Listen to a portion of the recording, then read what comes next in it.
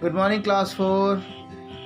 I am Anil Bhagat, your science teacher from Modern International School, Iswa. Welcome back to our e-learning program. Today, in this video lecture, we will discuss about chapter 7, that is clothing, our basic need. And in this video lecture we will discuss about storage of clothing. Means after use of cloth, when we are going to keep them at proper places, what are the things we have to take care of that.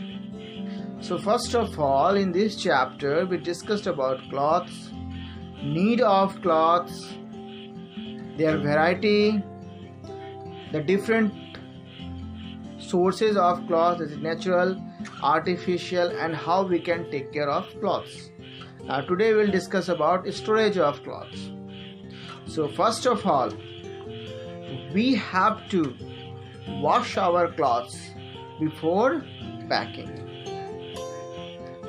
and at the time of packing, that is, we should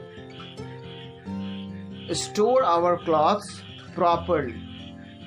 Proper storage of clothes should be done by us, which help the clothes to stay safe for a longer period of time. The next thing is the cloths made by silk and woolen, or silk and woolen cloths need to be stored with special care. Special care should be taken at the time of storage of the cloths of silk and woolen, because insects will feed on them or they will destroy them, because silk and wool both we get from animals.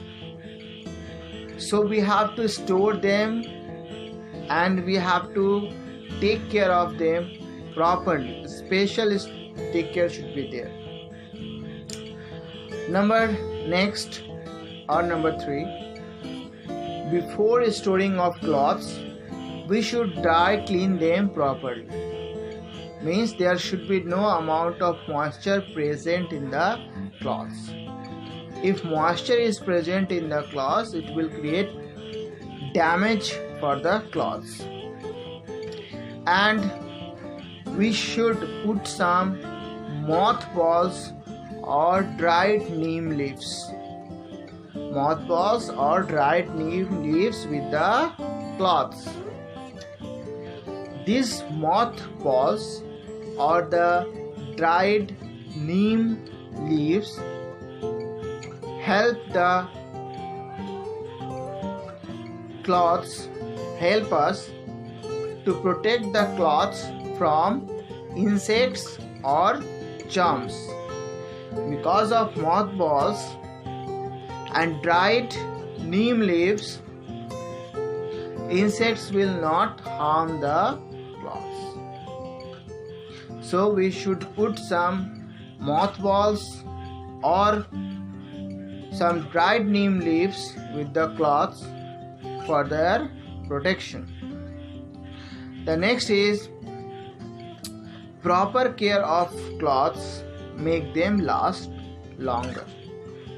Means if we take proper care of cloths, we can use cloths for a long period of time, because this care of ours towards the cloths will help the cloths to protect from the insects.